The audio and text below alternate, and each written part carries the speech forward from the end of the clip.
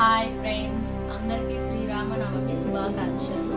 ఈరోజు స్పెషల్ పానకం వడపప్పు తయారీ విధానం చూసేద్దాం.